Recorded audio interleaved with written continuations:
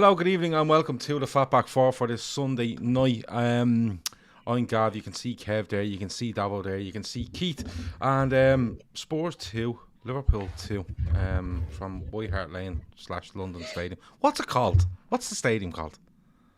Why not? It's called the London Stadium. What's it called? London Stadium is West Ham, isn't it? Yeah, no, I think it's called the Tottenham Hotspur Stadium. That's what it's called. That's it. Okay, right. Yeah. From the Tottenham Hotspur Stadium. A few people love the intro. That is from our friend Mohammed Jogee. His contact details are in the description if you're interested in getting graphics or anything like that done. He's looked after us on a good few now, and there's more to come as well. We haven't walked to the bone, God love him. If you're watching, great. Hit like and hit subscribe if you haven't already. If you're listening on the audio download later, hit review and give us a 5-star review and tell us we're great, and it helps us get stuff out there. You know how this works, lads. We usually have initial thoughts without going into the game. We look at the lineups, we go through the game, incident by incident. There's fucking loads of them tonight, and we talk about a couple of players along the way as well. Keith, Spurs 2, Liverpool 2. Initial thoughts after the game. I was disappointed to drop points, no matter what the circumstances. But we say this all the time when we do this show. We've taken a few hours to sort of reflect, on how it goes. And an away game against a rival, I suppose a traditional top 6 rival, going down to 10 men on a day, you weigh up, the starting lineup, the issues that we were having. 2-2 isn't the worst result in the world, to be honest. It's, you can be sick about how it pans out, but I think you take your 2-2 today and you just move on, and it could have been worse. 1 point of shit could have been 0 points if other people had their way, but look, you take it and you move on.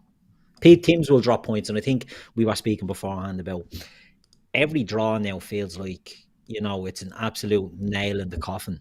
Do you know what I mean? And we're all old enough to remember back when Manchester United and Arsenal were contesting leagues in the early Premier Leagues, and they'd say you could lose, 6 games, or 6 games was the magic mark for defeats.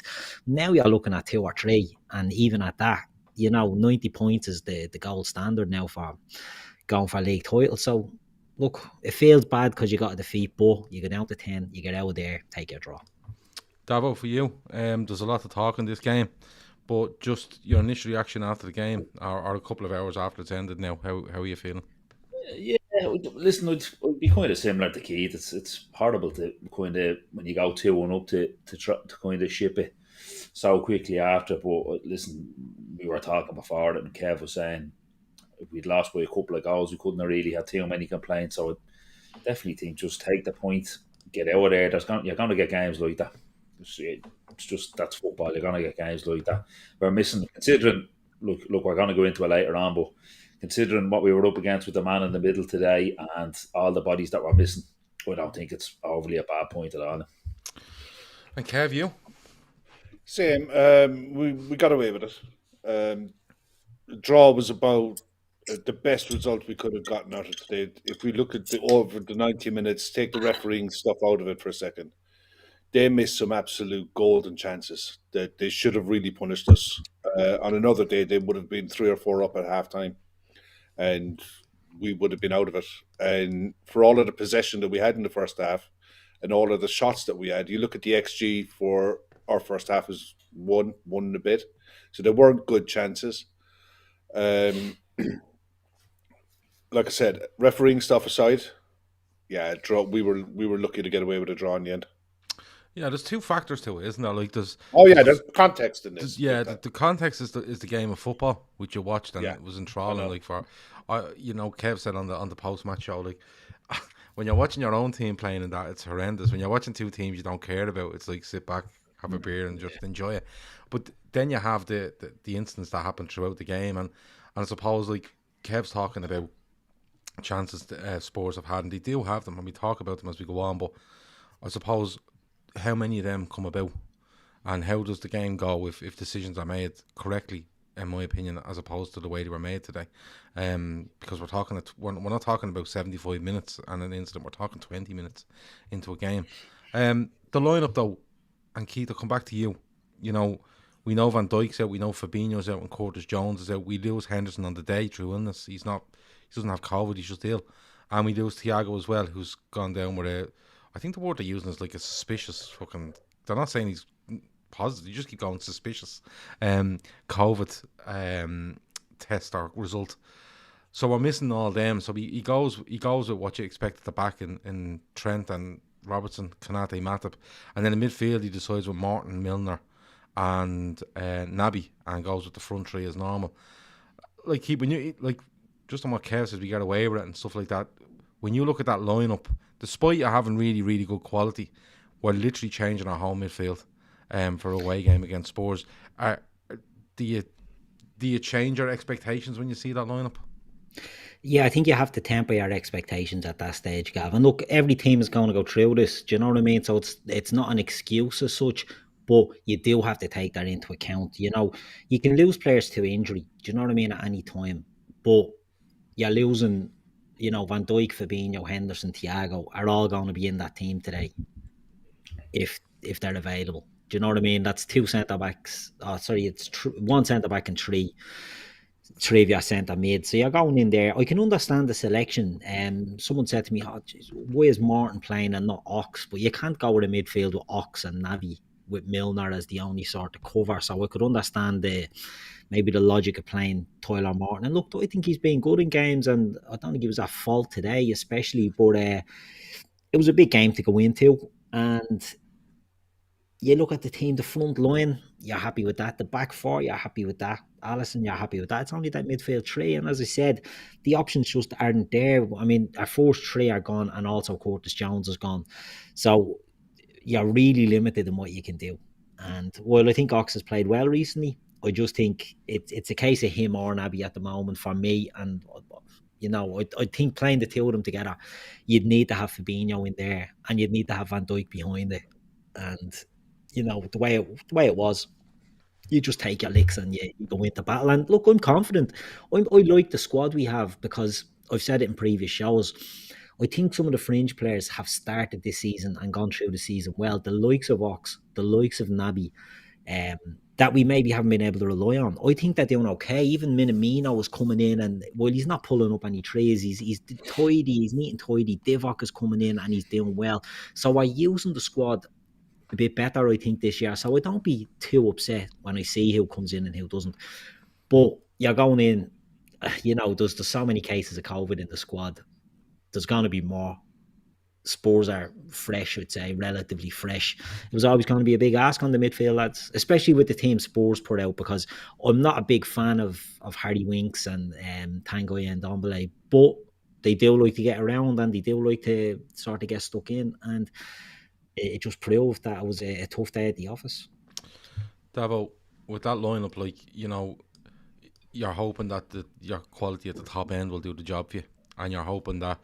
For me, I was hoping, you know, I want to see a steady Konate. If Konate's steady and Matip's, you know, Matip's always kind of steady, we should have enough. But Klopp touched on something as well after the game about the tactics of Spurs and how they were getting it in behind us as quick as they could and getting it over the top of us as quick as they could. Like, were you surprised by that? Like, given their lineup, like I know I'm getting into tactics of games here, but when you look at Liverpool's midfield there, what was your worries? Were you worried that it might be outran? Were you worried that they might just bypass it? Or enough creativity? Because that's where you're probably looking. You can get away with Konate, but when you've changed three, one of them's 36 coming back off injury, Kate is coming back off injury, and Morton is he's a kid. You know, the sort of way. What were your worries looking at the midfield? Well, looking at the midfield, it was obviously just experience-wise for Morton, and then legs for the other two, because Milner is 36 coming back from an injury. And Keita is Keita. You know what I mean? He splits the fan base. I'm a fan, as in, like, I think he's good enough to be at the club, but he's probably not good enough to be relied upon. But as regarding Klopp's comments about what Spurs did, I think it was probably more to do with how Spurs set up with the, like, 5 at the back, 3 at the back, 5 at the back. It just meant our 2 full-backs had absolute fucking acres of space all day, and kind of vacated. Like, they just basically said, listen, we won't worry about what's behind us, we'll just go with what's in front. And they obviously just gave acres of space for Spurs to be popping balls into. And in fairness to Son and Kane, they ran the channels well. But I think it was a lot of it was probably to do with I don't think Robbo, as high as they do play, I think they were a little bit higher today due to Spurs playing 3 at the back and giving them so much space. Yeah. Kev, when you see the lineup, you know, and you see Spurs are playing 5, are you hoping that we get our 3 literally in against those 3 centre halves and just let our full backs deal with our wing backs and make it a 3-on-3 game back there and see how we get on? Because that's what I was looking at when I was looking at their 3 centre halves. I was like, please get our 3 against them 3 and take our chances in the wide positions, because I genuinely thought before the game, regardless of what was going on in midfield, if we could match up Jota, Mane, Salah against Dyer, Davis and Sanchez. I thought we'd get a lot out of it, Kev. Yeah, I was the same right up until about 2 minutes after the kickoff, and I saw exactly what Tottenham were doing. They were rigid in that back 5. Apart from every now and again, Ryan Sessegnon would break and would burst to get forward. Emerson Royal didn't get forward once to my memory and be effective. So when they were trying to hit the channels, they were still defending in the back 4, and they were never going to let themselves get caught one-on-one. It was something that you could clearly see that Conte's been working on. I mean, Spurs training ground was closed for 4 days, so they've had a good 2 weeks of being drilled in this system. You don't have to physically be on a training ground to drill this system. You can do it from video analysis. It's they were very, very solid in it. And when the Sky were panning the camera out, and you could see the 5, the 3 in the middle, and the 2 up front, they were basically saying, well, Tyler Morton's the weak link. Play the ball up to us. Son can get on Matip and make a run on him easier. Kane can be physical on Tyler Morton and try to go that way. It was very, very effective. I mean, before Spurs played us today, they conceded 1 goal in their last 4 games, but they were never really a threat going forward in any of the games that they played. They might score 1, get 1 up, and then defend.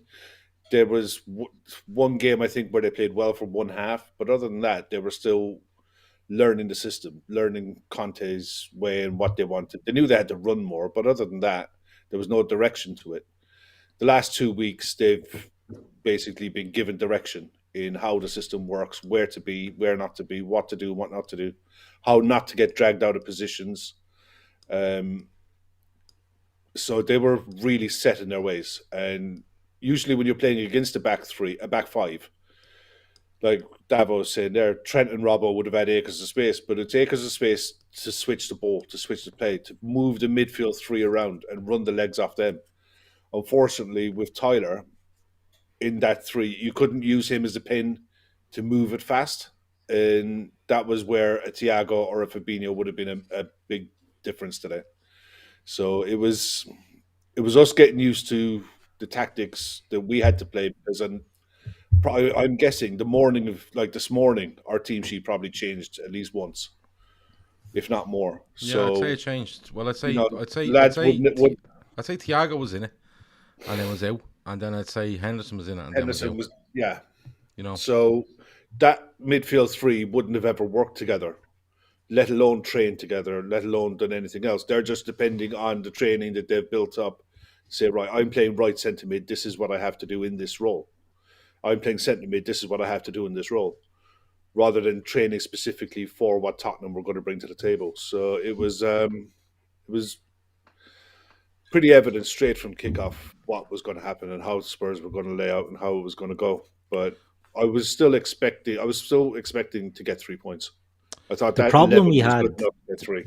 The problem with the midfield is when you don't have Fabinho there, the others naturally will do their own thing. So we know Trent and Robbo will push up, and usually Matip and Kanate both like to push the high line up as well. And if you have Fabinho there, you've got an auxiliary centre back as well at times.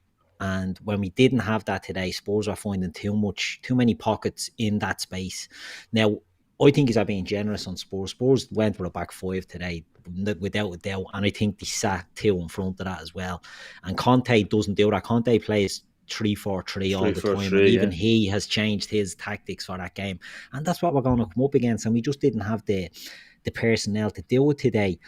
But I just think, you know, it's harsh on Tyler Morton. It's a hard learning curve. It's not one that I would be overly worried about, to be totally honest with you. I think, you know, I'd like to see the Unfiltered get more games and get more opportunities, and maybe with, you know, a more experienced midfield. No, it doesn't get much more than James Milner, but it just means somebody that has the legs and has the wherewithal to just sort of help him through the game. It'll be interesting to see how his development comes, because look, tough day for him. We didn't lose. You know, well, look at Keith. Neville alluded to him about it in the commentary, saying, "Listen, this kid won't have ever been involved in anything like this in his life. Like 35 minutes in, it's been end to end like a cup game." For me, I thought he struggled at times, but what I thought he struggled with was off the ball. I had absolutely no issues with him when he got on it. I don't have any issues with him when Alisson pops the ball out through the centre, and you think, Jesus, someone going to come down his neck here. I have absolutely no worries about him at all. Excellent in them situations. Excellent in them situations. Just kind of physically off the ball in the game. Maybe in the build-up, like he gets a booking. No issue with him taking that booking. He wanted to stop a break. I actually thought up in the build-up to the fourth goal, in kind of the, I don't want to go all technical, kind of in the phase before Trent plays the ball to Naby. Morton is running him with, I think it might be Sessegnon or Winks, and he should foul him. And he doesn't, he lets him go. And I was like, you should foul there. Foul and take the out. That's an experience thing, isn't it? Yeah, just an experience thing. Just little things, kind of felt off the ball is where he struggled at times. But like on the ball, he seems to have all the tools. So the rest will come with him. And like you said, if he's playing in there, say, circumstances have him in there with Fabinho and Henderson or Fabinho, you know what I mean? It's going to be a totally different game. But that was like a cup game. End to end. A few people in there are saying, or a couple have said, is the title over? One person said we've thrown the title away today. I'm not having a bar of that. Silly man. I'm not silly having a bar of that. 3 points off the top with half the games left. Not a fucking chance. But I do understand people when they say that, because and it's definitely someone of a certain age that says that, right? Okay, yeah. And the reason is because I've seen loads of people similar age to myself that do it all the time. Mojo is a similar age to yourself. Yeah, he is. Well, there, Mojo was 40. I think Mojo was the one who said the title might be gone. Yeah, it's an inherent thing built into you as a Liverpool fan of a certain age, where no matter fucking listen, Liverpool could be playing Havant and Waterlooville on the last day of the season to win the league title. They only need a draw, and you would literally be going around telling people they're going to lose because of the experience you've had. So, but no, I'm not having a bar of it. People have dropped points here, there, and everywhere, and we're 3 off the top, and we're good. We'll be all right. Yeah, we are good. That's what people forget. We are good. We're mentally a tough team. We're a strong team. We're a team who knows what it takes to do what's needed. And, you know, to write us off now, I think it's a bit silly. You know, I think City are a great team. They're in great form. They're going to be hard to stop. But if there's any team that can do it, it's going to be us. And I just think, you know, let's see how it pans out. 3 points off the top. The only team City don't want chasing them is us. Yeah, 100%. They fucking hate us being anywhere near them, because it just doesn't suit them. Gav, it's why they knew. Sorry, before cutting in as I always do. It's why City knew last season that they were going to saunter to that title, because they knew we were in trouble, and they knew no other team could put it up to them in the run in. So when they seen us falling like flies last year, and then we were getting to a certain point, the City knew by their time, because we're going to build up a lead now when Liverpool start dropping points, and there's no other team, Man U, Chelsea, they don't have the minerals to catch or follow City. Only we do, as has shown over the last few years. So City knew that. City don't want us 3 points, within 3 points of them. Even coming into the last month of the season, they do not want us within 3 of them. They want daylight between us to have a good run at that. Yeah, look, it's one of those, like, don't write anything off. Don't ever give up. Don't give up. Where's the fun in that? Yeah, where's the fun in giving up? But look, I want to get into some of the instance. So Kane opens the scoring on 13 minutes. He's played through down the right hand side, puts it across Alisson, scores. Kanate just can't get there in time. I thought it was a decent goal. That was a good ball. I thought it was a good finish. Brilliant pass into it. Yeah, the only thing that annoys me about any of these goals is the Harry commentators. Kane. No. Look, he scores. There's nothing he can do. Like, but the commentators, they literally have fucking pages and pages of lyrics about him. Listen, Gav, it was a second goal of the season. Like, but Tyler just be fucking ejaculating themselves. Kane, well, you know what I mean? But the one I was watching, they were all over the fucking place. I'd say. Yeah, they were happy. They said, well, it's only his second goal of the season. He has scored in the Conference Cup, and he's got 10 goals for England. So he's having a good season. Like, fuck off. Yeah. Anyway, it's a good goal. Davo, I'll come to you. Like you were saying, it was a sign of the game for me. The goal. It's a good pass through. It's a good finish. I think Kanate maybe a yard off it, and I can't really blame Alisson. It's in the corner. His angles are quite good, and where Kane has to put it to score is probably the only place he can put it to score. If you get me, Davo. But it was a sign of the game to come for me, where Liverpool started brightly and Spurs come back into it, but Liverpool are very open. And is it a case of you're probably too harsh on the centre backs and full backs, because the midfield, without digging them out about it, are brand new to each other, Davo. Are brand new to each other, and it's just you're gonna get them teething problems no matter what. We'll look at probably most of the things we thought about from a Liverpool point of view going on tonight will probably hinge around the midfield, and because it's vital to how a game will play out. It's just vital, and like Klopp makes a change late, like changes late to change the system and stuff like that. But yeah, look with the first goal, like listen, like I said, I thought Morton probably should have fouled kind of on the build up. There's kind of the play breaks up. Trent goes to plays a ball to Keita. Neither of them are great in it. I'm not saying, listen, I don't think Naby shits over challenge like that, but I think he could do better. But I don't think the pass from Trent is good at all. I think that's harsh on Naby, to be honest. I think it's an awful pass. I think he's trying to just nick it away, but I don't think he's great for a Keith. But I think the pass. I don't think the pass at all. I don't think the pass is good at all from Trent, and it's not a difficult ball. Get it into his feet. Naby's going to turn out, and we're on the break. Next thing, the ball ends up in Ndombele, slide real pass. Now, listen, I'd say we're talking about experience with Morton as well. Like Kanate is like he's 22. Like he'll learn from that. I think he just needs to take a step to his left. I think his starting position probably just needs to be a step to the left. Someone says there that Robbo drops in and plays him on side as well. No, there is that, but the other side of it is you have Kanate has Son inside him and Kane outside him. He doesn't know whether to stick or twist. Ndombele's pass makes the goal because it's a lovely ball. It's on the outside of Kane, and it took Kanate out of it. The only way Kanate could have got to that is if he had already overcommitted to Mark Kane, which would have left Son free, and Ndombele would have probably slotted Son in there. So he was stuck between a rock and a hard place. Look, it was a good goal. The thing is, a few minutes before that, Kanate got a great block in on Kane earlier on. Yeah, it was only. I thought he played well. Yeah, I thought he did okay for the job that he was asked to do. He won't come up against many better centre forward pairings in the league than those two, especially when they're rested. Not only that, Kev, I don't think he'll come up against many more games where he will be under so much pressure because of the midfield, the lack of protection from the midfield. And I think that might have been, I felt that. I thought he had a good game as well, but I just thought he was getting sort of dragged into positions he probably didn't want to be in. And look, it's a good goal. When you take it all away, we can slag Harry Kane, and we will. He takes it well. It's a good finish for a player that's only scored one league goal and 10 international goals against San Marino and 7 goals against fucking Talatown's over 40s in the Conference Cup. He takes it well. And we can't knock him for that, because I joke, but a forward that doesn't score, they think and overthink about every single chance. And we see it with Mane at times. Do you know what I mean? Or Bobby. Even Mo, I suppose, in the past, when they overthink their chances, they get into that position and they'll second guess themselves. Kane doesn't. Kane just takes it against Alisson and puts it in where he needs to put it. It's a good goal. We give them that one. But just after that, I want to come on to that one. Oh, come on, I'll just fucking sit here and drink cans. What do you want to say now? Well, I want to ask you, Gav. What happened next? I'm going to ask you, Gav, what happens next? So they scored on 13 minutes, and on 20 minutes, Harry Kane does a dirty on And Should be on the pitch. Talk about, discuss. It's 1-0. It's 1-0, and you know, it's a red card. It's as simple as that. There's nowhere. There's just look.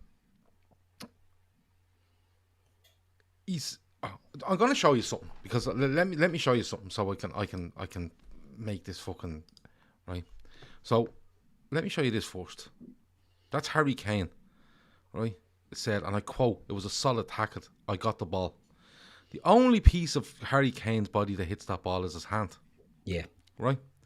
And that's after what you see there in front of you. That's after what you see there in front of you, right? It's a red card challenge. Now, I'm not saying Harry Kane maliciously goes out to hurt Andy Robertson, because it's very rarely the case. You know, the sort of way. It's very rarely the case, right? Like, if you look at like here's another picture for you. That's Pogba, right, against Naby Keita earlier on in the season. That's given us a red card, right? It's more or less the same.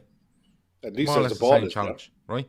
Except Pogba goes over the top of the ball, right? The only reason Kane doesn't go over the top of the ball is because Robertson sees him coming and lifts the it. ball's not there, Gav. No, but he lifts it, and what I'm saying is, Pogba's is probably more dangerous because of Naby Keita's, where Naby Keita's foot is planted. But the ball's on the ground, he's gone over it. Robertson is just that bit quicker, where he lifts the ball because he sees the challenge coming. But the studs are up, he goes straight through him. Like there's just no argument for me for whether that's a red card or not. Now, I haven't seen much argument from people. I've seen much argument. I've seen one person, one pundit, say that it wasn't a red. Okay, well, whatever. I've seen Harry Kane saying it wasn't a red. Well, Harry Kane is Michael Owen. You know, Michael Owen was the only one I see. Well, listen, come here and I tell you. If Michael Owen thinks that that's not a red card, he just doesn't know the rules of football. Because there is, I'm not saying there's an intention from Harry Kane there. What he's done there is reckless and dangerous play. Simple as that. There's no intent, right? There's no malicious play. Intent doesn't matter. Intent does not matter. At the end of the day, Harry Kane goes to the ground, lifts his foot off the ground, okay, and follows through. Now, even if Harry Kane got that ball, even if he got it, full on got it and went through, the follow through would get him a sending off in normal circumstances, right? Paul Tierney makes the decision that it's a yellow card, and VAR don't open their fucking mouth, right? Don't open their mouth. Now, they either decide that they're not opening their mouth, fine, don't open your mouth, right? But your job there is to tell him, listen, you've given a yellow, he's gone over the top of the ball, it's dangerous, he needs to go, right? They either do that, okay, or they look at it and they think, no, he's right to give a yellow card, which is fucking complete. The ineptitude is unbelievable. And nobody will tell me that that's not a red card. And to be honest with you, what goes on in the game afterwards, which we're going to discuss, is a little bit fucking of a mute point for me. Because it's a completely different game if Spurs have to play 70 to 75 minutes of that game without Harry Kane on the pitch. And at the end of the day, the referee, makes a decision that's wrong. And then the people that are meant to back him up and say, you need to look at this, right? Do fuck all about it. And not only that, it's compounded then later on in the game when we talk about another incident, which infuriates me even more, because Andy Robertson's one, which we get on to later, ends up being a correct decision, right? Because they follow the proper protocol and they get the decision right. This is the exact same thing, and they don't follow any protocol, they don't follow any backup, and they let the ref make that decision and look at that footage and turn around and say to the ref, say nothing to him. Say nothing. Listen, they don't have to make decisions. All they have to do is advise. And all they need to say to Paul Tierney there is, Paul, you've given a yellow. He's gone over the top of the ball. You might want to have a look at this, and you might still think it's a yellow, but you need to go and look at this, right? For all involved, for all parties involved, go and look at it. And then if you have a reason as to give him a yellow, you give the reason can be given to the manager or the captain, and they do fucking none of it. And to be perfectly honest with you, it's a great game of football. Fair play to Spurs, right? And not only today, but what's gone on over the last 10 days, in my opinion. Fair play to them. But at the end of the day, the ineptitude there today has blown my mind, and nothing will ever surprise me anymore. And I mean nothing, because that is absolutely ridiculous.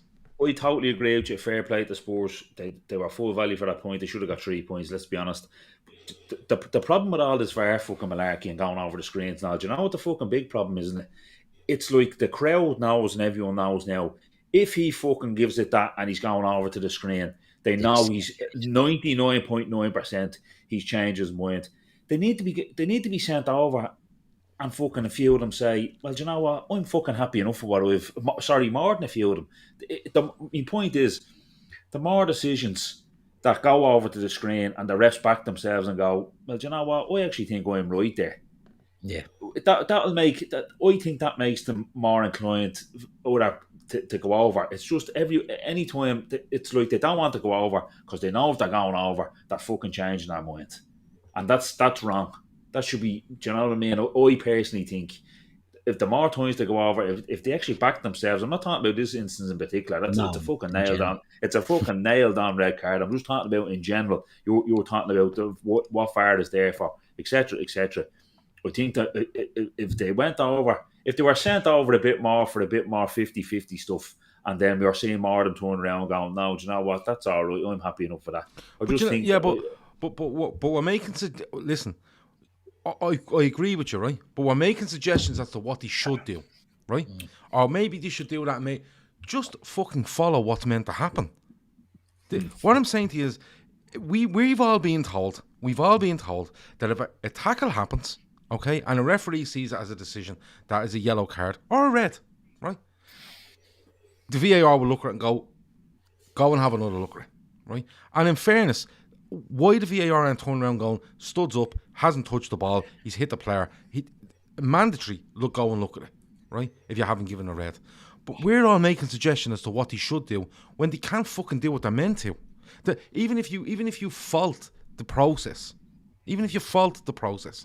you are not seeing the process being carried out, right? Or if you are seeing it being carried out, it's being carried out when they feel like carrying it out. Okay? Kavanagh was the man on VAR, someone told me earlier. So why isn't Kavanagh onto him going, Paul, you've given a yellow, just please go and look at that. I'm not going to open my mouth, just go and look at it and see what you think, because I might have a different reason to you, but go and have a look at it. No process is being followed. None. And today, Harry Kane went over the top, and Klopp said it afterwards. If Robertson has his foot on the ground there, his leg is in half. You can forget about it. He has nowhere to go. Okay, he's off balance because he's flicked the ball up in the air. Remember, so his other leg is up in the air. He's nothing else planted to kind of push himself away from the challenge, and his leg is in half, and that's it. He's out, a year out. Good luck, right? But this fella has the audacity, right, and the fucking stupidity, to be perfectly honest with you, to give a yellow, and the fella up in the box then decides, I won't say anything. Now, someone said to me earlier, well, the ref didn't really make all the decisions. Of course he did. He didn't see the tackle when he should have, right? And why isn't he in his ear going and giving a yellow? That looked a bit high. Should I look at it? Why isn't he saying this? So he's either not saying it, or somebody's coming along and not opening their mouth to him. The process is never being followed until they feel like following it. It's fucking insane. But look, it's an appalling challenge. Robertson's very lucky to get out of it without a major injury, and Liverpool are still 1-0 down. But Spurs keep getting chances, Kev. You know they do. They had another break there straight after. Ali one. No. Before that, Kane was Kane broke. Son went through the middle. Oh, Son, the one cross for Son. And Matip was 1-on-2, and Kane overhit the cross. Son couldn't get his foot around it. Only just went wide, and then you had the Dele Alli chance when Trent was further forward. But that's the risk and reward that you're gonna get with the way we play. Dele Alli was cheating on that side, and the ball broke kindly to him in the end. It was a good pass by Kane to find him, and all he had to do was put his foot on the ball. Ali had already gone. You know, Alisson Becker had already made his mind up and was going to that far side. It was just a poor finish from Dele Alli. All he had to do was stop and put it on the other side. But he went through with his shot, and Alisson Becker made another fantastic save. And they were getting chances. There could have been 2 or 3 up at that stage. Yeah, they were getting chances. There's no doubt about that. Bejan says, Gavi, you're forgetting one major thing. It's clear and obvious. Are you telling me that the referee doesn't make a clear and obvious error today with giving a yellow card to Harry Kane. Because if anyone thinks out there that is not a clear and obvious mistake as to the referee, might be, honestly, he could be making an honest mistake. He thinks it's a yellow. How? I don't know. How? If he sees, all he sees is a ball popping up in the air and a player going right through another player. And regardless of where the ball... have an incident, Gav, where it's nearly the same thing. Regardless of where the ball goes, if he looks in on that, all he can see is Harry Kane sliding along the ground with his foot in the air and Robertson going fucking straight up in the air after. Simple as that. Forget where the fucking ball goes. If anyone thinks that is not a clear and obvious mistake by Paul Tierney today, compounded by VAR, let me know, because I'd be fucking amazed and I'd be only too happy to talk to you about it. They are getting chances. Keith, I'll come to you though. Davo, beside you, said Jota's not getting a kick here. He said to us earlier. I did say that. You're welcome for the equaliser, lads. No problem. And but Keith, he doesn't need many chances, doesn't he? Not like Mane gets down the side, puts it in, it's cleared out. Robertson does well to keep it alive, cross it, and he loves a heady, doesn't he? Oh, he's great at the headers. I have to say, he's great at the headers. He's, for a small fella, I don't know what it is like. Usually little fellas aren't good at the headers. A few of them have been down the years, but he's very good at them. He puts good power and direction on them not from a stand and jump, you know what I mean? It's not like he's running in and fucking leaping up and connecting with these things. He's literally standing, boom, and he directs a pass. I think he's brilliant. I love his headers. But Davo was right. He was stinking the place out up till then. Do you know what I mean? Well, did you know what? I didn't even think he was stinking the place out. It was just like nothing was getting to him. Nothing was getting to him. He wasn't. It wasn't as if the ball was bouncing off him or anything like that. But what I loved about the goal was it was the cross from Robbo. He doesn't even look up to see where he is. Yeah. He just pulls it back a little bit, knowing that Jota's going to pull off here and fucking somebody should be there. Yeah, someone should exactly, Keith or Kev. Someone should be there, and it's a brilliant header. The neck muscles in that to put it back the way it came. It's a great header. Yeah, he's got a great sense of being in the right place at the right time, and it's that side again. It's that if you're the keeper, it's that right hand post. More often than not, I think we had a stat up there a few weeks ago, and I showed that you were doing where his goals mainly came from. Yeah. It's all in that corner. He always makes a run for that side, whether it's because he's right-footed and he can whip balls across the keeper, or whether it's with his head he can go near post. But he loves that run, and Robbo didn't have to look because he knew that's where Jota will be, and that's just a year of playing with the. I mean, Robbo's second press to win that back is the reason why Dele Alli got his chance against Trent earlier on. It's that kind of fullback pressing on high up that you want to win the ball back, but the reverse is when you lose it, you're 3v2, so it's risk. That's the risk and reward. It paid off in that goal. It's what I loved about it was when the ball gets cleared out and the minute Robertson takes that first touch in the box, watch Jota. He literally turns, looks where the goal is, decides I'm going to stand over here, and just runs into the spot and goes, put it in there. And he very rare, like, he puts a huge amount of his headers on target. Like, puts a lot of them away. One, he gets the rebound against Newcastle during the week, but so many of them are on target. He makes a keeper work, or he scores, and he plays the percentages really well. And like someone says there, he scores goals. Danny says Jota scores goals. What more do you want? No more. I'm completely on board with the fact that Jota has no interest in playing football apart from the ball gets in the box. I'm all over it. Like, I'd have left him on. I'd have taken Salah off and left him on because of his direct running, like for the last few minutes. I know that might be blasphemy or whatever, but just down to 10, his direct run. In the context of today's game. In the context of the game, I'd have said, off you come and leave him alone furrow up there and fucking try and pull a rabbit out of a hat with a winner. But listen, he's so direct. He's so direct, and like Kev said, just has a knack of being in the right place at the right time.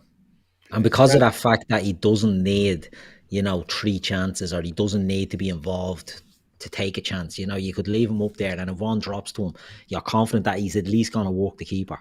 Do you know what I mean? And he does have that about him. So, look, I get what the boys are saying in the chat. He scores goals. What more do you want? I think we're all happy that he scores goals and we're not looking for too much more. It's just when he doesn't score goals and he's not involved, it probably stands out, but into double figures, you know what I mean? Yeah, so it was a quiet one for Salah today. I thought it was one of the quietest game we've had in a long time. I think Spurs done well on him, in fairness. They done well. I think they done well. I think he just looked a bit...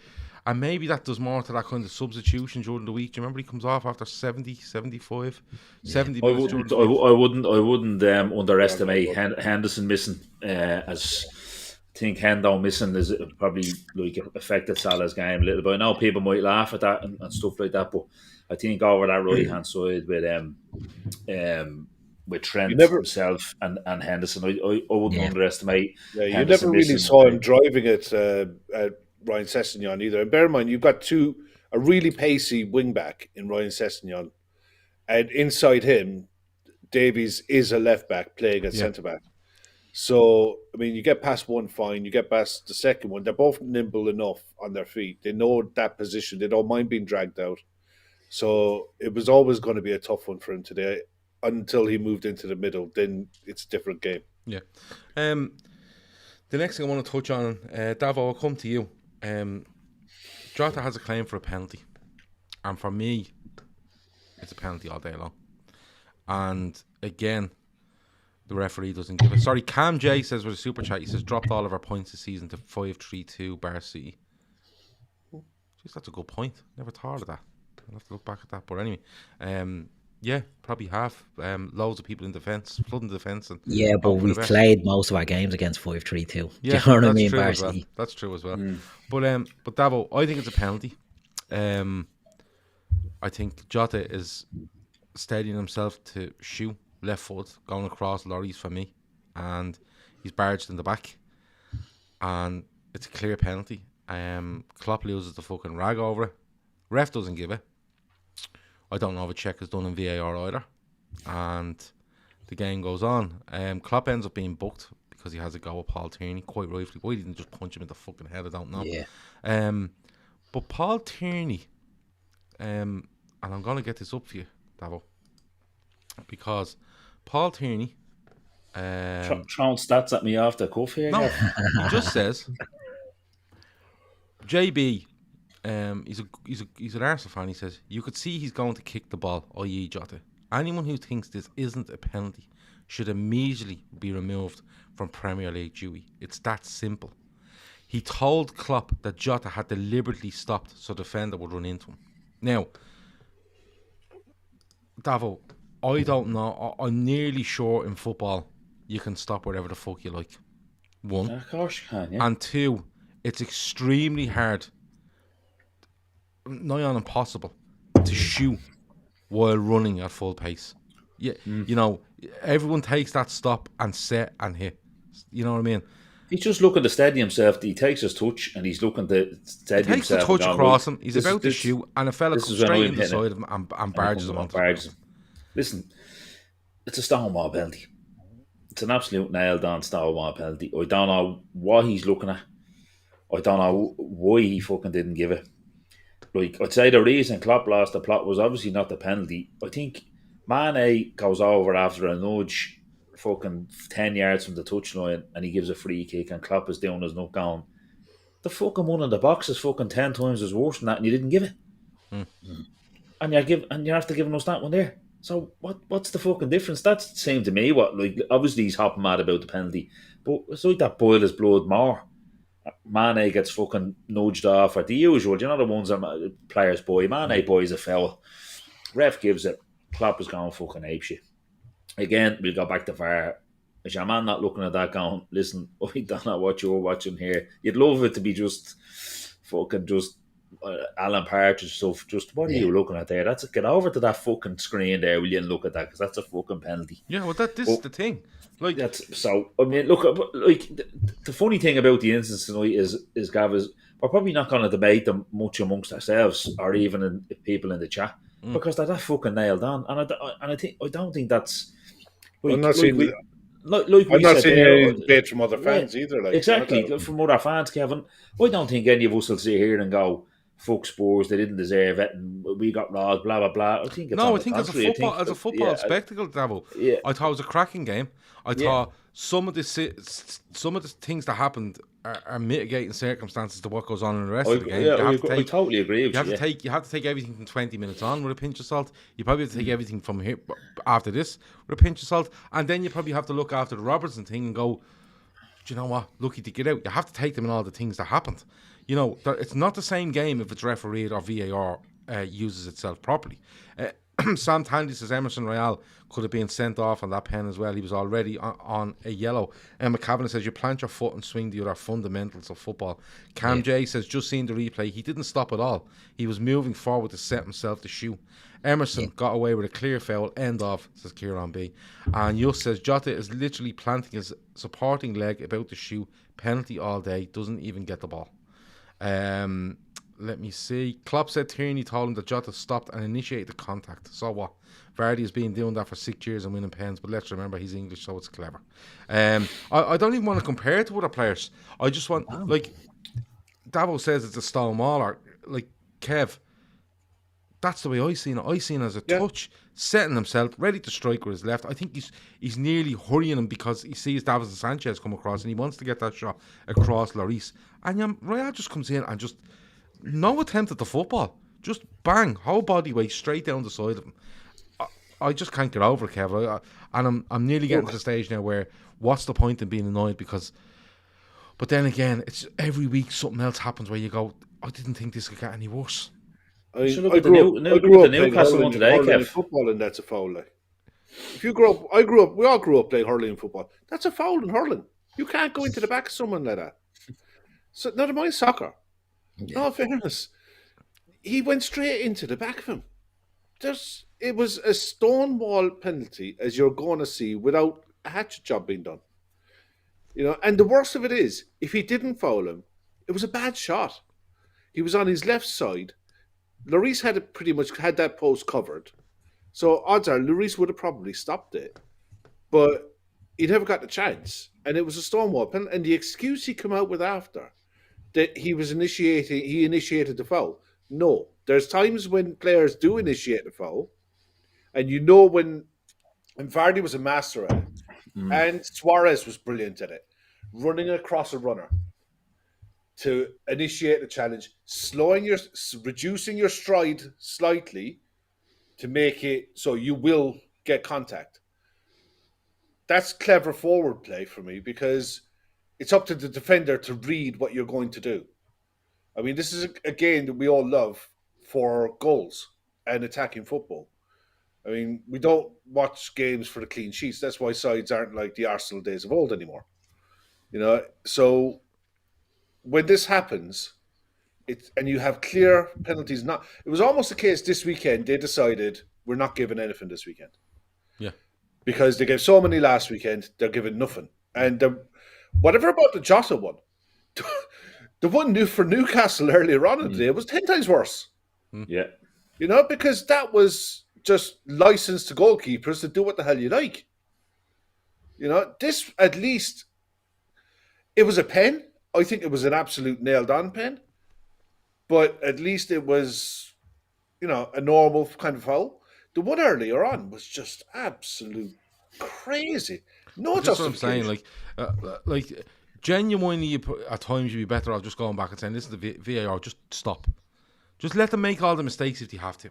Because we've always been spouted out that referees, when they make decisions, make 98% of decisions correctly when it's actually adjudged and looked at. Fine, I'm good with that. Tell VAR to fuck off. Because they're either doing it or they're not. Kieran Thorne says, this is a good one. He says, just looking back at Davo's earlier comment, this was the perfect opportunity for VAR to step in, and then Tierney goes over and backs his original decision. Keith, if VAR look at him and go, listen, he's just ploughed him over, you need to go and look at this, and stands by his decision, it's grand. But you see, Keith, is part of this a case of, and I've said this for months, it's not taking responsibility, and it's pushing responsibility just into the right areas where it's not mine and it's not yours, but the decision is being made because he makes that decision, right?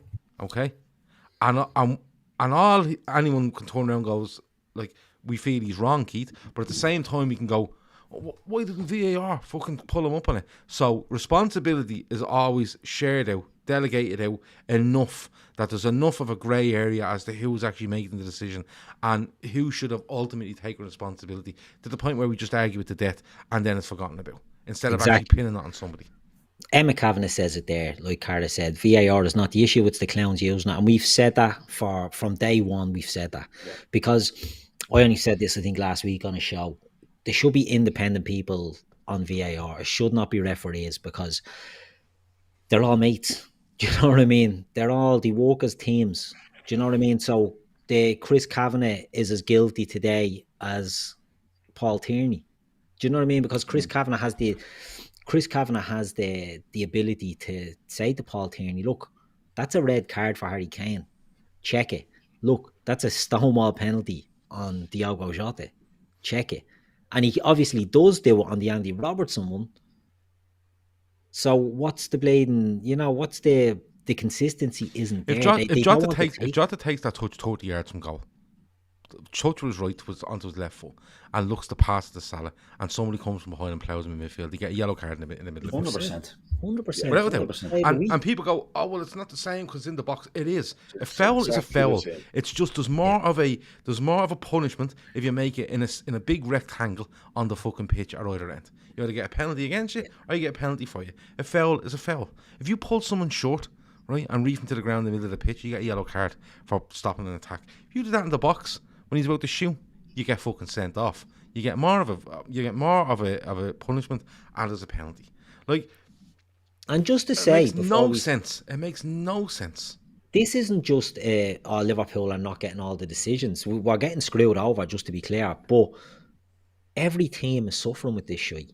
Do you know what I mean? Every single team has a gripe. Spurs fans can have a gripe as well about refereeing decisions. Newcastle fans think they were robbed the other night, and clearly they weren't. If you look at all these incidents, generally live out the correct decisions. But every team, it's not just us being we didn't lose today, which some people seem to forget. You know what I mean? We drew against a relatively big club away from home with 10 men. You take that, you move on. But you still have to call out the incompetence of these referees. Do you know what I mean? You still have to say, this is not good enough. This is the best league in the world, supposedly, as we're being told all the time. It's got the best players in the world, as we're told all the time. It certainly does have the best managers in the world. Why have we got these clowns refereeing games? Surely there is better options. And look, it's a hard thing to do. I coach kids' teams, and refereeing, people don't want to do it. Right? People don't want to ref because of abuse and all that. But this is not, these fellas aren't getting a score a game. It's not 25 quid for doing a match anymore. This is bleeding, Keith, $100,000 a year. £75,000 a year. We keep getting this, the standard of referees is this and the standard, and that might be true. But the bigger issue in all this, and I'll go back to it, the bigger issue in all this is nobody is pinned with responsibility at any stage.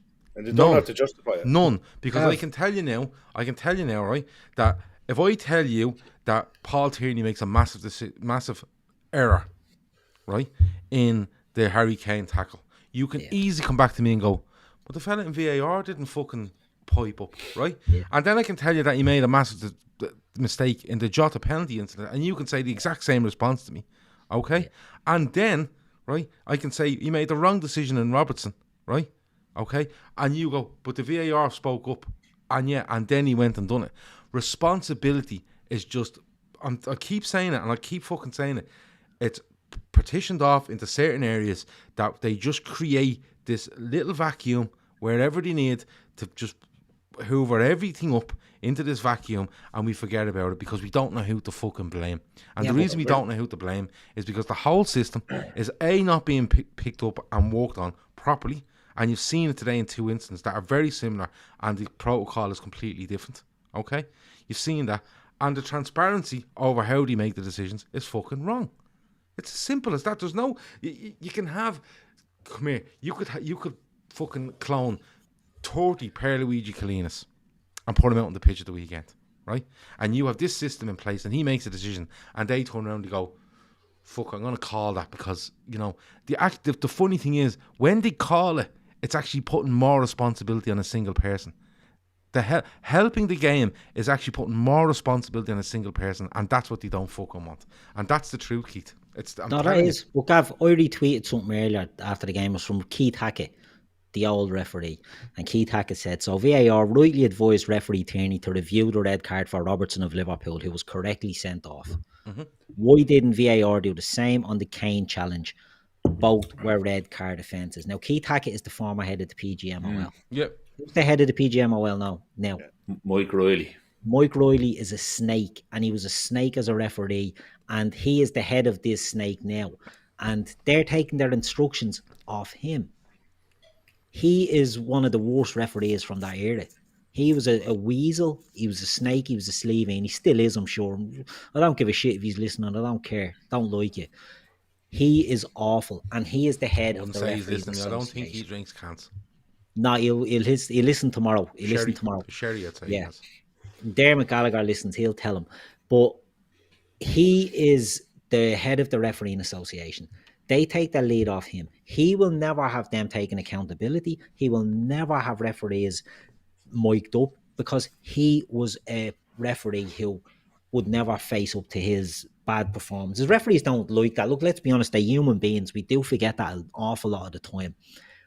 But this now is coming from the top. There needs to be an overhaul. If you have the best product in the world, and look, Davo, I know you're a big NFL fan. Some of the refereeing and that has gone shite as well. I love the NBA. Some of the refereeing and that, the umpiring has gone to shite as well. The best in the world is rugby union. And why is that? Because the transparency we're privy to there. The conversation. Yeah, and I know that we heard it in the NFL as well, but yeah, we're privy to the conversation. We're privy to the decisions. But the funny thing is, the biggest thing about rugby union is the transparency in all decisions you make. But a referee is not afraid to say he was wrong. No. And what I mean by that is, I've let that go, but I think it might have been X, Y, or Z, which basically is saying, I think I might have got it wrong. So can you look at it and tell me, have I got it wrong? And a fella looks and goes, yeah, fucking Martin, you're a dickhead. You got it wrong. It was a forward pass, 5-yard scrum or whatever the fuck they call it, and thing. Bring it back. And he doesn't have any airs of graces about him. He doesn't hold it against John in the fucking box, right? Fucking the LFC box kickers, what? Yeah, Gary Owens, right? He doesn't hold it against him. He doesn't get the hump. He just goes, lads, sorry, I let that go, but I've been told it was forward and I didn't spot it. We're back and we're playing. Nobody gives a shit. There's no ego. There's nothing. And again, they take responsibility. In the first action, they take responsibility the way they speak to the guy in the video room. And then they take the advice back and they trust the guy there to, A, we can all hear it, and B, he takes that decision and he's not fucking... doesn't have to hump over it, and he doesn't feel like his ego is damaged, and he get on with the fucking game. But until this transparency is not there, or while that lack of transparency is there, and the movement of responsibility is possible, we are pissing against the wind. Genuinely pissing against. What you mentioned there, is Gav, is the big thing for me, right? It's Keith as well. Like, we're dealing with the biggest problem in the world. It's ego. Like, I'm flicking through. Like, I listened to a lot of podcasts, and I was flicking through the other day, and I seen Mark Clattenburg on Carragher's one. Now, why in the name of fucking Jesus, right, is a fucking referee that fucked off to Saudi Arabia or wherever he went on a podcast? Why? Ego. He released a book. Ego. We're seeing celebrity referees. We're seeing pictures of referees, a group of them pictured with certain ladies. I don't know, maybe they just met them generally in a bar, and the story said that these girls said they all had nicknames for one another, and they had a load of ego and everything like that. It's fucking ego. I think Tierney was, wasn't it? Yeah. No, but I did something on this on the forum before, Gav, about how poor they are. There wasn't one English official involved in the 2018 World Cup because they were so fucking bad. Yeah. They said we can't be using yous. Right now, obviously, we're at the middle. I'm wondering if the standards are willing to bend to the technology and the protocol is put in place, because all you get the feeling that's what it is. You're spot on. These referees don't like their authority being challenged. in any way, shape, or form. They make a decision. They're in charge of the game, and that's the absolute power that they have when they're refereeing. There was a story I seen on Twitter earlier on, whether it's true or not, I don't know. But it was Martin Atkinson was pulled up by a VAR earlier in the season, and apparently the next time they met at their monthly meeting, he lashed the guy out of it who was on VAR that day and said, "Don't ever do that to me again." Now, I can actually well believe that because 100%. I can see these guys hate the idea that their authority is being challenged in any way, shape, or form. The last thing Because they over want, the last 10 years, they've started to become what they would consider they're celebrities. stars in their And now it's being taken away from them, where they're literally they're being Atkinson slotted that back time in. They're being walking off slotted with back Liam into the Gallagher. system now, and they don't like being slotted back in. yeah. You know what I mean? But anyway, look. Before we move off, Gav, I King, knew you'd King say it Hoddle, tonight. Go on. King Hoddle puts a comment in there. Come on, gentlemen. Delhi was denied a penalty. Winks was denied a penalty, and Salah handled the ball for your second goal. We did say just a few minutes ago that Spurs can feel aggrieved as well. And Yeah, it's, 100%. the big decisions. I think the big decisions Liverpool were screwed over on. But that's what we're trying to say here, King Hoddle. It's we're not saying they're biased against Liverpool. We're saying the standard They're just incompetent. is laudable and incompetent. Whether every team can have grievances about decisions and things that referees are doing. So it's not that we're saying everything is going against Liverpool. We're going to talk about and focus on the Liverpool things, but we did say that, it's across the board. Every team can this is have what we're these saying. groups. Like King Hoddle says, I can't listen to this. Delhi and Winks were both denied, so don't be so upset. Delhi and Winks were both denied. Hold on, Gav. Delhi's wasn't a penalty. And Salah handled when you scored. And Salah did handle the ball, but the rule was changed. The rule has been changed on that, where that's not a Liverpool thing. No, fair enough. If he wants to debate the Winks one about being clumsy, fair enough, it was clumsy, whether it was in and out of the box.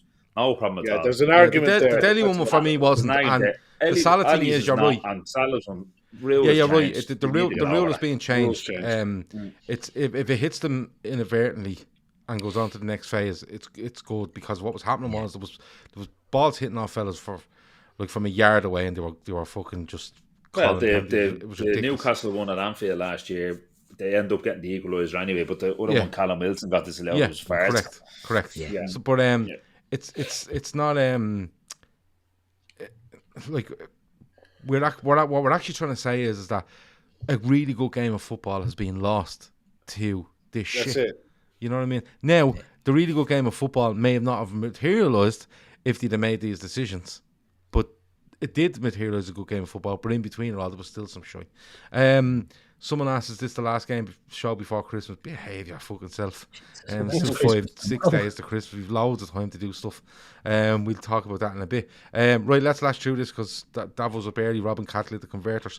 So, Robbo makes it 2-1. Kev, that was a madness. Loris is poor. He is, but that wasn't all over the shop, and it was just a case of Robbo was the right place at the right time. Yeah. In the first minute or two of the game, Robbo had a really good chance. Yeah, he did. In fairness, that was kind of where you wish Jota was there to take that header. I've said it plenty of times, Robbo doesn't score enough. And I mean, the ball inadvertently goes off Mo's hand, rolls back out, cross comes in, header, and you think, my God, we're 2-1 up. We should be out of sight. We should be well beaten at this stage. We're 2-1 up. How the hell did this happen? And it was just, I honestly, at that point, I thought it's going to be one of those days. We're going to rob 3 points here and just merrily go along our way, But it was. We were really pushing for it when we broke. We really committed on the break. Robbo and Trent were high up all the time, and one stayed back. We were often 3v2, but the one in the middle was always Tyler Morton, and the centre backs were 2v2 v their strikers. But everyone else committed, and that goal was just. It was just a crazy goal. It was just one of the bounces around the box, and I thought Trent kept his head brilliant, Kev. Yeah, he did. Trent kept his head brilliant, because a lot of people just slashed that across the goal. He just picks out Robbo beautifully. It was a brilliant cross. But the first thing I looked at, he's got to be offside here. He can't be No, in that much space. there was that many in the middle fucking of the bodies box. hanging around the place. Yeah, but I just thought he couldn't be in that much space in the middle of the box on his own and be onside at the same time. And it wasn't until you seen the replay that one of the Spurs lads was behind him. Lovely, happy days. I was absolutely delighted with it. I couldn't believe it. Delighted for him as well because he had a cracking game. He did. Right Robert up, did have a up to a cracking certain game. point. Davo, Son makes it 2-2. Klopp has said that. Yeah. Look, Klopp has said, look, Alisson saved us on many occasions, not in this game, brothers, as well. Because we play a high line and because the game today, we need a forward thinking and an aggressive goalkeeper, which we do have. He's just come out, he's missed the ball, and Son has knocked it in. And you know what? On other days or other keepers, you go, what the fuck is that? But I have to say, Alisson was really good today. Listen, fucking like he has one in the first half. Sorry, doesn't he? Where it's a bit fucking berserk, and then he has this, but he makes some great saves as well. Yeah, listen, the one in the first half, like he doesn't need to come and get involved. It kind of reminded me of the Quebec one at Leicester when it all went where if the defender is there, leave him deal with it. But listen, I'm going to defend him. I'm going to defend him to the hilt, and the reason I'm going to do that is well, I played in goal myself and Phil Casey obviously played. But what I am going to say is, like, he had to do an awful lot of that today. There was an awful, because the way the midfield was and how high the boys are pushed on. So it was basically the two lads at the back 2v2 and balls getting slid down the channels. He had to do an awful lot of sweeping, right? And listen, I'm just going to tell you from my point of view that takes its toll on you. Like people that say he doesn't run around much as a goalkeeper, but when you're sprinting off your line and back, and off your line and back and stuff like that, it can just fatigue you mentally even. And a few of them, like there was a couple of them, one of the balls played down in the second half. I actually thought the Spurs player was in, whether it was Son or Kane, and he was off his line like a light, and he got there brilliantly sliding out. He's a brilliant goalkeeper. And the funny thing about the goal was he actually didn't need to slide. He was there in time. Yeah. Just to hoof it. Yeah. Whereas the one before, I think he just thought maybe he just got his bearings mixed up or his timings mixed up. But I think, listen, we come to the man of the match later and all that, but we don't get a point today. But for him. Yeah. Yes, he fucks it up. And Sean, he said it in the WhatsApp earlier. Look at that. Ultimately, he cost us. Yeah, look, ultimately, we're 2-1 up. And he chucks in an absolute fucking howler. And there's no one. I'm not going to sit here and tell you it wasn't a howler. It was a howler. But some of the saves today were fucking outrageous. Taking away the alley one, which is out of this world. Kev goes, yeah, he gambles. But listen, when someone is running in 8 yards out and coming onto a ball and hitting in that pace, you have to gamble. Because if you don't, it's in the net. He does gamble. It's an unbelievable save. But he showed his one-on-one prowess as well in the first half. When someone tries to go around him, and he says, get the fuck out of here. That's not happening on my watch. Same. And then he reads the one from Kane, the one that someone wrote to him in the second half. The one late on that's flagged offside. He doesn't know it's flagged offside. He spreads himself and gets down well. I thought, listen, he chucks in a howler when we're 2-1 up, right? Fair enough. Mm-hmm. But listen, make no bounds about it. From my point of view, anyway, we don't get a point there today, only for him. Yeah. Ederson has errors an awful lot at the time as well. That's the and biggest doesn't defensive get punished. scene of a player since fucking OJ Simpson. Fair play to Johnny Cochran here. Yeah. The glove does fit for Alisson. Yeah. Davo Cochran over there. No, I agree with you. I think he makes some fantastic saves. I think you're right. I don't think he needs to slide, and I think he actually, for me, I think he might be sliding, thinking, I don't need to be here. I don't need to be doing this, and then it's just. Well, I can tell you one thing, Gav. When I went through his legs, I can tell you what was in his mind. I fucking definitely don't need to do that. I should definitely not be here when that ball is over there as well. Yeah. But look, all said and done, even taking away that mistake, if he doesn't make the saves he makes, we're not even talking about that mistake because we're probably 4-1 fucking down, and Son is going through to make a 5. The card away. Robbo's a red card. I think. Yeah. Are we all in agreement there, Keith? Yeah, we are all in agreement. If you take it, on its own, it's a red card. In the context of the shite that's gone before it, it's frustrating and it's annoying because I think it's less of a red card than Kane's. Just to be clear, I think it's a red card, but they follow the protocol correctly to make it red card. Yeah, and that I've no problem with. Yeah.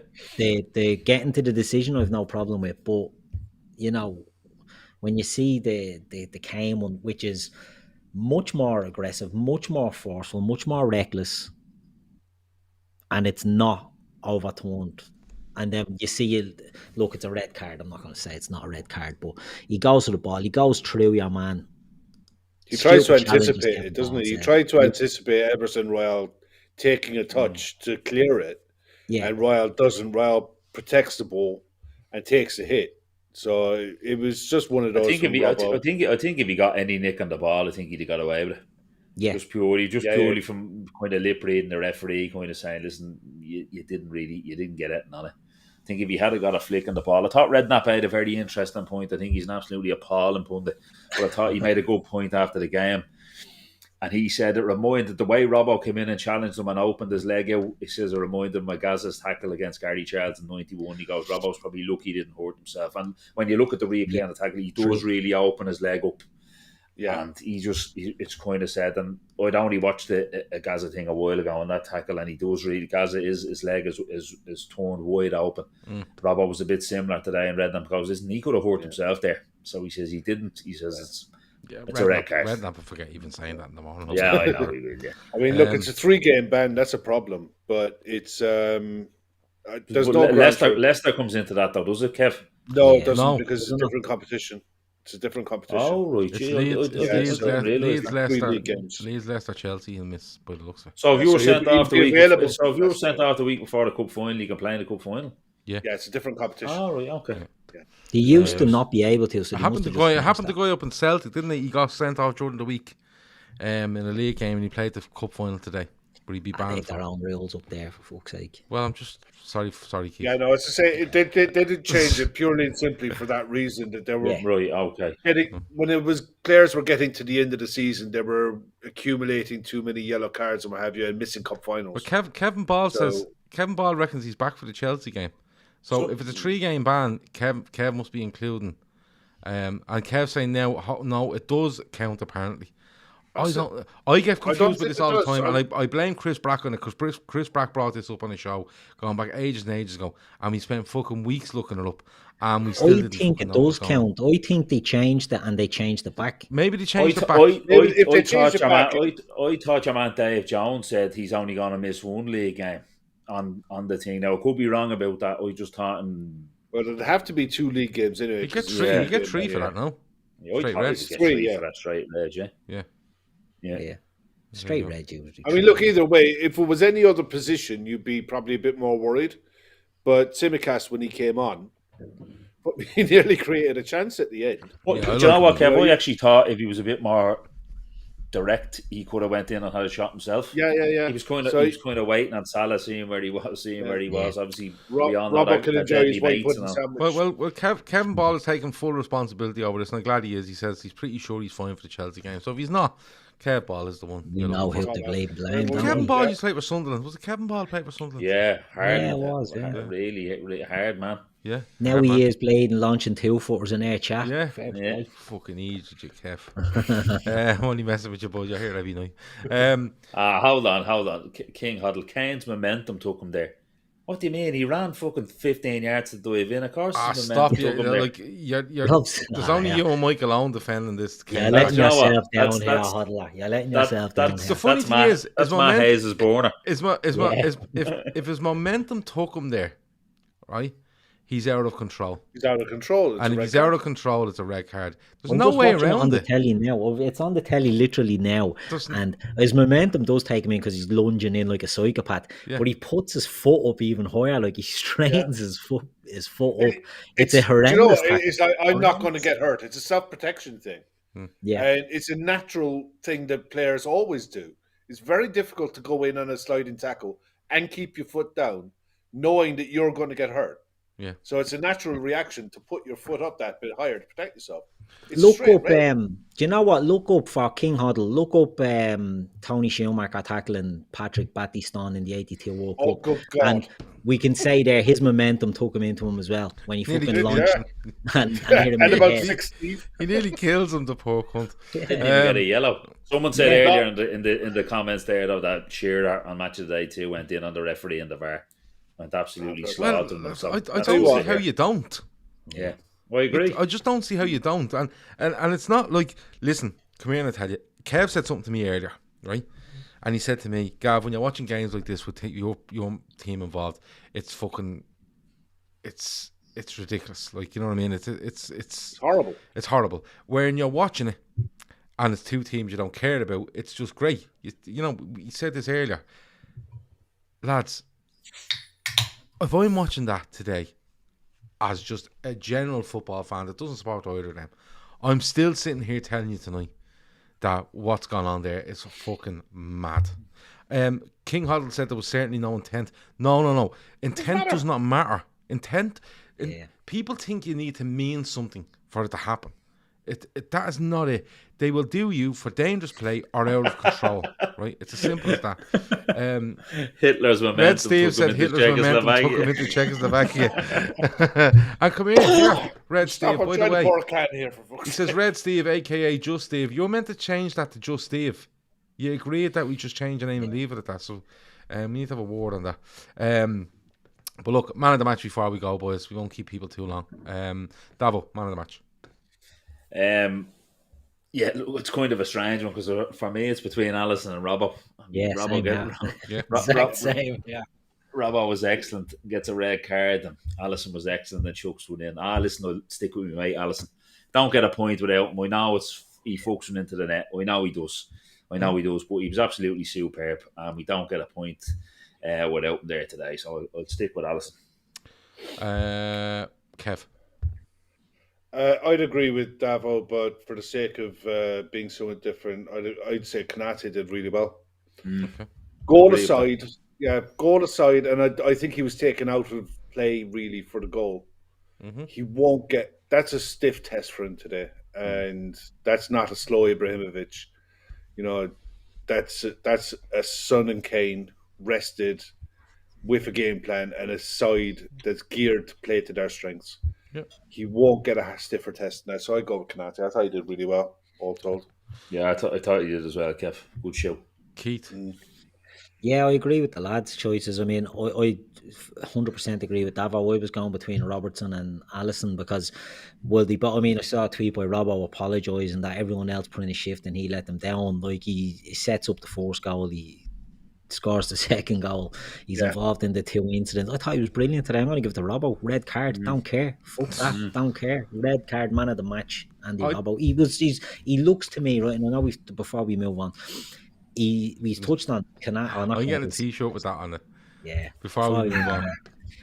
Tsimikas will be an able replacement for Andy Robertson. I've no doubt about that, and we're very lucky. But I think Robertson is getting back. He took a dip at the start of the season. I think he's tired. I think he's a bit jaded. I think, he wasn't himself. Tsimikas came in and was maybe a bit harshly bombed back out. The last few games, I think Robertson has been getting better, and I just thought he was his lively self today. I think the left side is starting to get more involved now. The way the right everything was coming down the right. I think Mane he's not scoring. He's taking on defenders. He's committing defenders again. Listen, and Henrik says in the comments there, Mane had a good game. I actually thought Mane was quietly very good today. Yeah, as well. I was going to mention him. Yeah. I was going to mention him there. But who are you going with? You're going with Robbo, red card and all. Robbo, like it. Yeah. I did think Mane had a good game, and I think you're right. I think the left side is starting to look. There's a bit more drive about it rather than just playing football. There's a bit more driving. Do you know what? It looks like they've just clicked again. You know those little movements they make where one goes in behind and they get in. They're getting in behind defences a lot more between the two of them, like they used to going back probably 12, 18 months ago. But I have to go with Davo. I think that goalkeeper's not in goal today. Nothing against Queevy and Kelleher. But I don't know if he makes the saves that Alisson Becker makes today. He's just so imposing, and even that one that's squared to Harry Kane. I think most of the keepers he just buries that underneath him, and he tries to be intricate with it and lift it because he's the size of this fucker coming at him. So I'm gonna have to I'm going to have to go Alisson. Becker. Veranda Cheese wants to know, Gav, can you not put the chat on the side of the screen? Where would you like me to fucking put it? There's no room. You're just trying to annoy me now. Someone pointed out earlier, you can't even spell cheese right. So there you go. But anyway, who did never give man the match? Listen. He wanted to give it to Robbo. He wanted to give it to Robbo, yeah. I don't know. He did. I don't know who he said in the end. Well, I don't know who he gave a fucking to. Don't pay attention to him. I genuinely can't listen to a word him or fucking Tyler said, and I include outside of football matches in that for Gary Neville, by the way. Anyway, man of the match, yeah, I'm good with that. Rest of the week, we should have a forum tomorrow if you can rattle a crew together on a Monday night before Christmas. Liverpool play Leicester on Wednesday. Is that right? Well, at the moment, we play Wednesday. Yeah. Okay. Wednesday night, yeah. So we'll have a midweek fix on Tuesday night. We'll have a post match on Wednesday night. I think Kev and Chris are going to do something Thursday night. Don't know what we're going to do yet. Yeah, you're going to move the sports and plug into Thursday night, and then we're into Christmas Eve. We'll be off Christmas Eve, Christmas Day. We'll be back on the 26th for the post match Leeds, and then I don't know from there on. I really don't, because we're doing our best to fill as many days with as many shows as we can. I think that's fair enough for the week. As you say, it's this time of year. There's just shit coming thick and fast. It's hard to plan on because Leicester mightn't happen. Do you know what I mean? So we just don't know what's going to be. And at the best of times, it looks like the 26th, the whole set of games could be off anyway. Yeah. That's listen. There was they have that managers meeting tomorrow. The managers meeting, a Premier League meeting that Klopp was asked about. I think if enough managers push this, I think you won't see games on the 26th. When Klopp said in his press conference after, and he's dead right in what he said, there's no point in doing this unless clubs do something with the time. Mm-hmm. You can't. It's just pointless having time off. They'll have to extend the season for the sake of time off. It's not even about extending the season or anything like that. This is about reducing contacts and with COVID and everything. Yeah. What he also said, Kev, was he said, "Listen," he says, "we want to play," and we said, "Listen." Yeah. He says, we might get, I don't know, we might get more cases. They want to play, but they want to be helped at the same time. Yeah, he says, exactly. He says, we want to play, but he says, the way things are now, he says, we can't play the 26th and the 28th. It just goes impossible. That from his point of view, arresting players and stuff there. So he says, listen, we want to play, but we need to have a bit of flexibility around the schedule. Now, the point he's trying to make is that Liverpool have the best numbers in the league with regards to COVID, right? Bar, I think, Man City and City have a report occasion and Leeds. What he's trying to say there is that, look, we're playing, but we now have 4 out with it. We have a player out ill, and so we're probably looking at 6, 7, 8 players out at the moment before anything comes in tomorrow morning or the morning after, and we're the best in the league. Apart from City and Leeds, but City say they have 55,000 at every game. If you think they're declaring their COVID then cases, again, Pep Guardiola was telling you last week it was a real struggle because of all the stuff that was going on.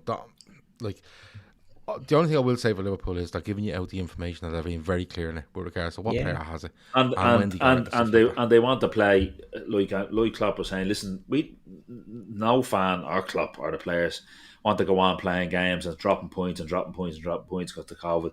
But he did say, if you're involved in European competitions and you get a backlog of games, you're knackered. Because he just goes, where do you fit them in?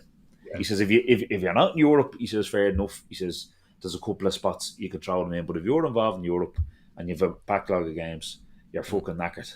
Yeah, somebody... Go on.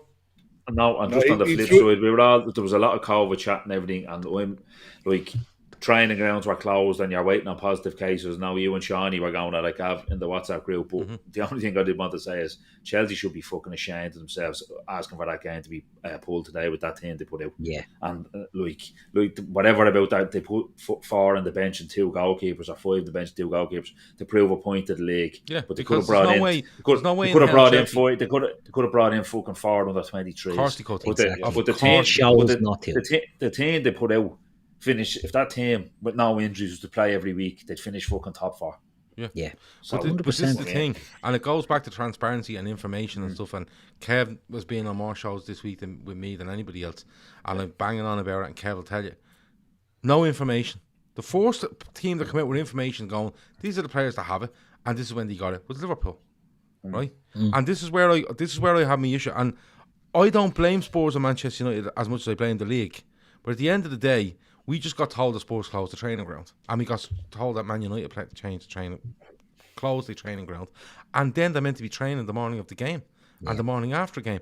And listen, if clubs feel that, listen, we don't have enough, we're going to say this and see what happens, fine. But for the league to come out and then go, no more cancellations, and hours later cancel Watford against Norwich, and then tell you no more, it's fucking ridiculous. Like, it's. Well, listen, Shawnee from Carrigan Shannon base was telling us he obviously knows what's going on in Spain. What did he say? It was, Keith, if you miss one game of COVID, that's all right. But if it's the second one, both games, if you miss two, they're both going down with 3-0 losses. Yeah. So they're not messing about. No. They don't, and they're right. But Neil Atkinson on the Anfield Wrap made a great point as well. He was talking about the game, looking forward whether it happened or not, and he was mentioning about, there should have been a blanket decision made, because Spurs, if that game, Spurs missed 2 games with COVID. They missed one with snow as well, didn't they? But they missed 2 with COVID. Yeah. In the league. They get over their COVID, and Liverpool are dropping now with COVID. So if that game gets cancelled, then Spurs have to get 4 games squeezed into the calendar. And then depending on who they're playing next week could be called because of the other team. So the knock-on effect of the whole thing is just fucking ridiculous. It should be, this happens, right, we're closing down for 2 weeks. No, that's what they should have done. When the first club turned up and said, we're closing the training ground, we went, grand, everyone's fucking closing. Exactly. If one goes, yous are all gone. 2 weeks from today, lock down your players, and if you get any cases, and if we read anyone's out at a sex party or anything, you're bleeding. You've no excuse. Your points are getting fucking sex parties, right? But the thing is, right, when Spurs gets the game called off against Rennes, I think it's Rennes, right? Yeah. On the Thursday, they should have just turned around and went, "You're not playing Brighton on the Saturday, grand. Everything's off on the Saturday." Yeah. So from this Thursday for 10 days till the following weekend, so basically treat it like an international break. No football is going on. All players need to come in, get tested, go back into these extreme bubbles that they were in, and when 2 weeks' time, we're all going again. Exactly. And you would have got teams going, well, we're grand, we don't give a fuck. They have it, and that's going to affect another team that they're meant to play. That's going to have a knock-on effect. Poor Brighton. Every time they come to play a team, they turn around and go, you can't play. Do you know what I mean? So that's what they should have done. But again, they sat on their hands and went, we'll wait until it happens and then we'll try to react to it. It was ridiculous. Anyway, loads to come in the rest of the week. So keep an eye out, and we'll keep doing as much as we can for you as we go. Just to let you know, though, come the new year, you're getting loads more shit in the new year, you fuckers. You really are. I'm not going to say what it is yet, but loads of new stuff in the new year as well. Davo, anything else before we go? No, just happy Christmas to everyone. Happy Christmas. Good stuff. All on the cans for Christmas. Keith, anything else before we go?